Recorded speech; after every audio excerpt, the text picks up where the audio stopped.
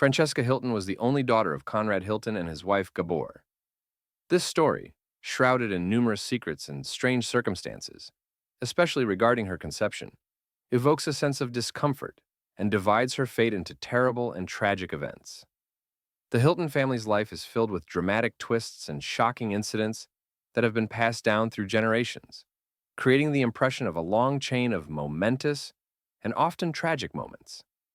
It all begins with August Gilverson Hilton, who emigrated to the United States from Norway in 1870, settling in the city of San Antonio, Mexico, which is now part of the U.S. It was there that he and his wife, Mary Genevieve, built a house where they struggled to raise their 8 children, including the future legendary industrialist Conrad Hilton, a man who would profoundly influence the family's history. Conrad grew up in a new region, New Mexico, but not as part of the already established United States, since the state only joined in 1912, when he was already 25.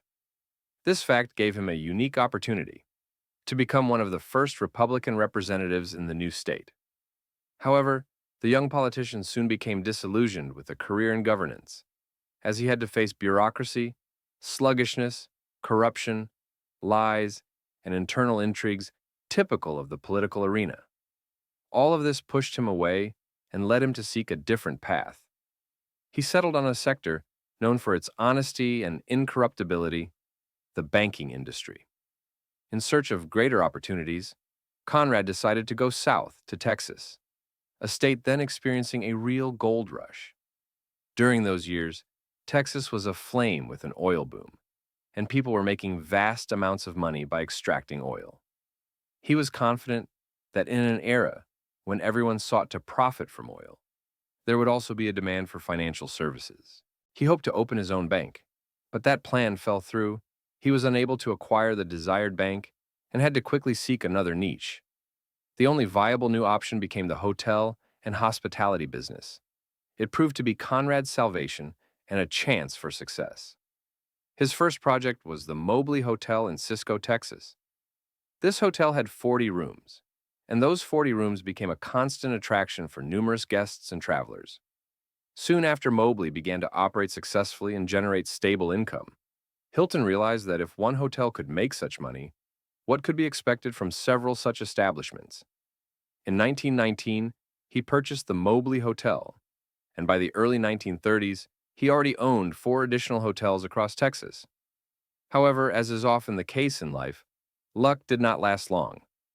In 1929, the stock market crash occurred, and the entire American economic system was plunged into a severe crisis, marking the beginning of the Great Depression.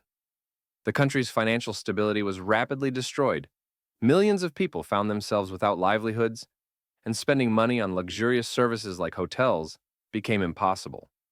Economic instability spread across the nation, and even successful businesses such as hotels faced bankruptcy. Despite all the obstacles and hardships of those difficult years, Conrad managed to preserve not only his health and sanity, but also to keep control of his remaining business assets. He didn't simply give up. He made efforts to maintain authority over all 8 remaining hotels. Moreover, he started expanding his operations beyond Texas, swiftly overcoming the temporary downturn caused by the global economic crisis. This difficult period of setbacks proved to be only a short-lived obstacle on the way to success. Conrad continued to embed the Hilton name across various parts of the country, turning it into a synonym for quality and hospitality in America. During the periods of growth, decline, and subsequent revival of his hotel empire, he also engaged in more personal experiences associated with building his family. In the 1920s, he met and married Adelaide Barron, and together they laid the foundation of the Hilton legacy. Their marriage was a blessing, a triangular circle of family joy, with 3 sons, Conrad Jr., Barron, and Eric. However, just a year after the birth of their 3rd child, the spouses separated, divorced. Despite emotional upheavals and an internal crisis, he refused to let these events halt his progress. When the Depression ended, he refocused on expanding his empire, and his efforts bore new fruit. Approximately 8 years after that painful breakup, Conrad looked at a new woman, his future wife, who became more than just a notable figure. In 1930, he married Hungarian socialite and actress Jazz Gabor. When she first met Conrad, she was only about a year removed from escaping the destructive reality of Europe, filled with chaos and violence.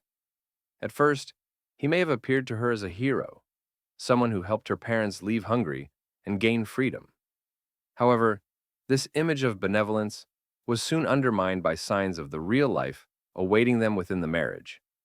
Over time, their union began to fall apart.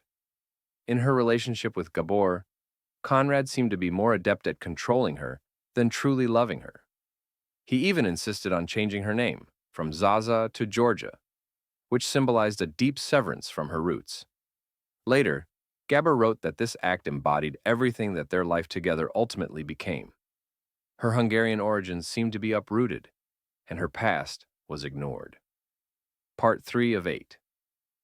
Soon, she realized that her marriage to Conrad meant the end of her freedom.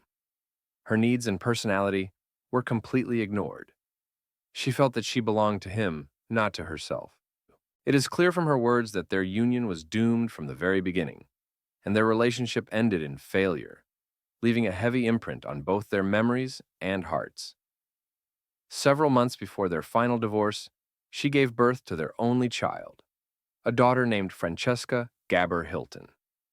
Although the birth of this child forever linked their destinies, this connection was shrouded in shadows of secrets and painful memories. According to Gabor's biography, she never consented to the intimate act that led to Francesca's conception. This bold and appalling accusatory statement forever tarnished the memories of their union, coloring it with shades of tragedy and misunderstanding. Their official divorce took place in October 1947, after which each of them went their separate ways. Gabor soon became one of Hollywood's brightest and most scandalous figures. Over the following years, she married 9 times and frequently appeared on television screens and in films, creating the image of the most famous socialite of her era. Meanwhile, Conrad was unable to escape complicated relationships with his older children, which became a serious headache. His eldest son, Conrad Nicholson Hilton Jr., nicknamed Nicky, showed early signs of trouble even from the time he was born. He often dropped out of or was expelled from schools, almost showing no interest in the family business, which, by all signs, did not attract him. It seemed that only a passion for lively parties and attractive women lived in his heart. In her book about Gabor, she noted that there was perhaps more in common between Nicky and his father than it seemed at first glance. During her marriage to Conrad, Nicky was between 16 and 21 years old. At times when Gabor was married or already divorced, she claimed to know her stepson Nicky almost better than anyone else. Although this statement may have been an exaggeration, it is quite obvious that Nicky greatly resembled his father in his attraction to beautiful and famous women. In October 1949, he married the star actress Elizabeth Taylor. At that time, MGM Studio, where Taylor was under contract, paid for their lavish ceremony together, turning this wedding into a bright show, typical of Hollywood tabloids. Taylor was only 18, 4 years older than Nicky. By the time of their wedding, he was suffering from a serious dependence on several substances and apparently had problems with gambling. What outwardly appeared as a fairy tale quickly turned into a real nightmare as Nicky began to reveal his true nature, behaving increasingly provocatively and unpredictably. His debauched lifestyle and risky habits turned him into a hot-tempered and aggressive husband who reacted with fury and irritation to even the slightest of Taylor's actions. These outbursts had terrible consequences. Not long after their wedding, Taylor became pregnant, and tragedy struck at the most inopportune moment. During one of his aggressive outbursts, Nicky assaulted Taylor, resulting in her miscarriage. It's heartbreaking that such emotional intensity and violence destroyed their union, and less than a year later, the couple decided to separate. They divorced due to emotional cruelty and disrespect inflicted upon each other. Soon after the divorce, reflected in the music of their breakups, it became known that Nicky remained a desirable and attractive bachelor in Hollywood. He refused to stop or become discouraged after his breakup with Elizabeth Taylor. By the end of the 2000s, he announced his engagement to another actress, Betsy Waffenberg. According to some rumors, Waffenberg shared Nicky's passion for wild parties and nightlife. Perhaps he finally found his perfect match. Recalling them, Waffenberg said that Nicky slept until very late, then got up and started drinking, playing cards, and throwing crazy parties. He didn't go to work, staying at home and enjoying his freedom. Unfortunately, it seemed that Nicky Hilton never learned a lesson from his first unsuccessful marriage. Initially, Waffenberg tried to justify his fiery temper, saying it hardly bothered her, but over time, patience wore thin. His turbulent outbursts and uncontrollable temperament proved to be a heavy burden for her. As a result, their engagement remained unfulfilled, and the marriage never took place.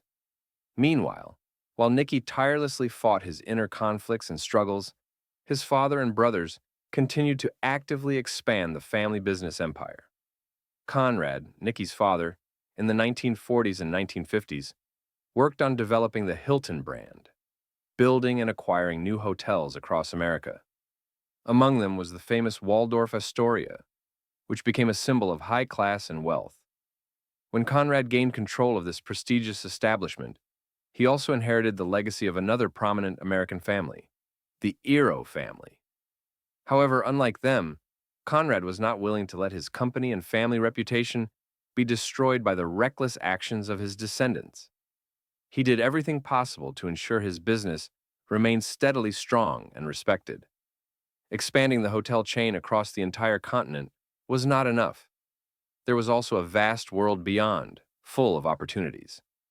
Therefore, at just 48 years old, he established Hilton Hotels Corporation, and at 49, Hilton International, transforming his enterprise into the world's first international hotel chain. Nevertheless, such a significant and majestic family legacy eventually became a serious problem. The question arose, what would happen to this wealth once its creator passed away? In search of a solution to this dilemma, Conrad ultimately decided to include Nicky in the management of the family estate, appointing him in 1950 as vice president of the Hilton Corporation and manager of the Bellevue Hotel. However, deep down, he was also troubled by concerns about what might happen to the family's name if control fell into the hands of his son, known for his love of entertainment and parties. Despite assuming new responsibilities, Nicky was unable to get his life in order. By 1954, he was already facing issues with law enforcement authorities. 6 years later, in 1958, he remarried and became the father of 2 sons, but that marriage also ended in divorce.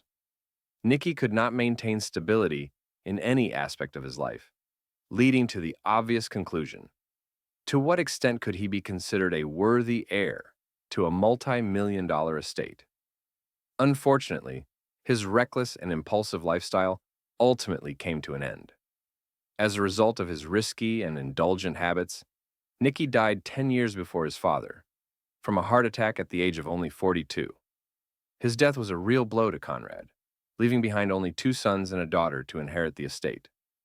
When it came to distributing the estate, given the enormous wealth accumulated, many assumed that the inheritance would be fairly divided and in accordance with expectations. However, the true picture was much more complicated. Unlike his first son, whom their father considered somewhat weak in business matters, the second son fully compensated for his shortcomings. Baron Hilton proved himself as a worthy student of his father. He entered the hotel business early and demonstrated sharp business acumen inherent to the Hilton family. Without a doubt, considering everything he had done to develop the family business, most people assumed that Conrad intended to entrust the management of the family inheritance specifically to his second son. But the reality proved to be somewhat more complex and tangled. Conrad Hilton died in 1979, at the age of 91. Throughout his life, he left behind a large company, valued at millions of dollars, and 3 children, 2 sons and a daughter. However, surprisingly, his heirs inherited very little. In fact, he bequeathed 73% of his estate to a charitable organization he founded 30 years before his death, the Conrad and Hilton Foundation. At first glance, it appeared that Conrad had acted unfairly toward his children, having donated most of his wealth to charitable causes and leaving them aside. However, the situation was not quite as it might have seemed at first glance. Conrad left a legacy of 35 million shares, which were transferred into the ownership of the Conrad and Hilton Foundation. However, he also took into account his son, Barron's interests, striving to maintain control of the company within the family. In his will, he provided the right for Barron to buy back these shares, allowing the young man to continue managing the business and retain influence over the company even after his father's death. Unfortunately, Conrad did not foresee that the foundation, having received the shares, would be unwilling to return them, and upon hearing about the right of repurchase, he expected the foundation to agree to sell them back. However, the foundation refused the deal, considering these shares to be valuable property that they were fully entitled to manage at their discretion. When this condition became known, the foundation challenged the clause in the will, which led to lengthy legal proceedings and the freezing of funds within the judicial system for several years. Only in March of 1988 did an appeals court rule in favor of Barron, granting him the right to buy back the shares. During this time, Barron continued to successfully manage the company, and by the time he obtained the shares, their value had quadrupled, greatly increasing his fortune. However, not all family members were pleased with the inheritance received. Conrad did not divide his estate equally among his children, and despite the substantial family wealth already accumulated by the Gibthorpe family, he did not fully care for his daughter Francesca. She was only awarded $100,000, a sum negligible compared to the family's wealth. Francesca was extremely outraged and was not willing to accept such an injustice. Perhaps her father believed she did not need to inherit a share of the family estate. Through her mother, Francesca was the only daughter among the three wealthy Gibthorpe sisters, and Conrad believed that she would inherit the entire Gibthorpe family's wealth in the future, and that additional inheritance from Hilton would not be necessary for her. Without clarifying his motives, he considered her financial security already assured and decided to leave her only a minimal sum. However, Francesca was convinced that her father owed her much more than she received. She challenged the will, but the courts ruled against her, and she had to be satisfied with the amount initially stipulated. This moment marked the beginning of her fateful misfortunes. While her half-brothers continued to succeed and accumulate more wealth, Francesca's life began to deteriorate rapidly. Conrad, the second husband of Gibthorpe, was her stepfather. Throughout her life, Francesca had 7 stepfathers, but none caused her as much anguish as the last. Friedrich, Prince of Anhalt, her final stepfather, was a man who left a particularly noticeable mark on her destiny. Gabor and von Anhel remained spouses until Gabor's death, which was a great ordeal and test of Francesca's patience. After a severe car accident in the late 2000s, Francesca's mother was confined to bed due to paralysis. From that time, Gabor's health continued to gradually decline, and the authority and control of von Anhel increasingly encroached into her life. This process created more and more serious difficulties for Francesca, who felt deprived of support and independence. In 2005, von Anhel began accusing his daughter of trying to use her mother for personal gain. According to him, Francesca allegedly attempted to obtain a loan secured by her mother's house, and also interfered with Gabor's will. As a result, he filed lawsuits against her for alleged illegal actions. However, when Gabor failed to appear in court, the sessions were canceled and the cases were closed. Several years later, the situation changed. Francesca tried to take control of the situation and free herself from Van Anhel's influence. By 2012, Gabor's health had deteriorated to the point where she could no longer care for herself. Francesca filed a petition to establish independent guardianship over her mother, hoping to gain at least some authority over her estate. But the court decision at that time was not in her favor. Control over Gabor remained with Van Anhel, and Francesca was deprived of both material support and emotional closeness.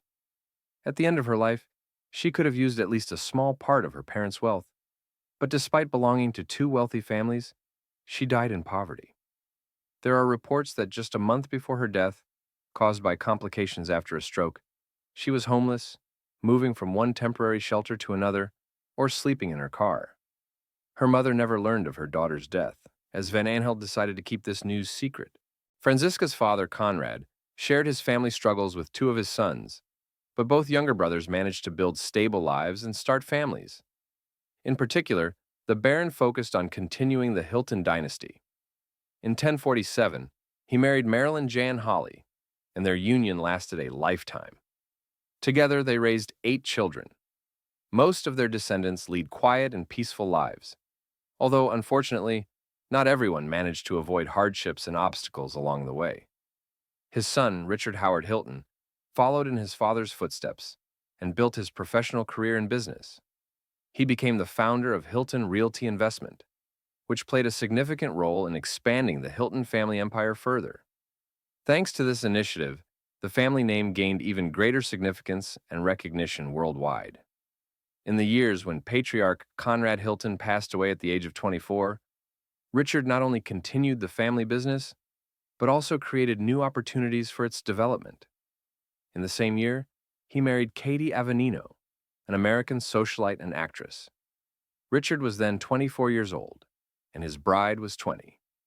Despite their young age, their union became one of the most resilient and enduring in family history. They remain together to this day, raising 4 children, among whom are those whose names are well known worldwide: Paris and Nicky Hilton. Although Nicky's younger sister gained her name partly in honor of her troublesome brother, she managed to avoid most of the family's older negative legacy, including destructive habits. In 2004, she launched her own clothing line, and, after a brief but unsuccessful marriage in Las Vegas, seems to have settled down and begun a peaceful new life. While Nicky's name is fairly recognizable, it still remains in the shadow of her more dazzling and famous sister, Paris Hilton. Before Paris's rise to fame, the Hilton name was almost synonymous with the hotel industry. At that time, few knew about scandals involving ancestors or paid attention to family secrets. Most simply perceived the Hiltons as a successful business dynasty. The significance of the Hilton name changed dramatically when Paris appeared on the reality show The Simple Life, in which she starred alongside her friend Nicky Richie. Her rapid ascent to fame in the early 2000s demonstrated to the world that for celebrities like the Hiltons, there is no malicious or bad publicity. The main thing was to stay in the spotlight.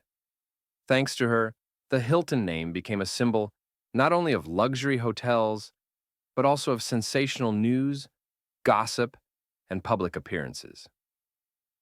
Thank you for your interest in this history.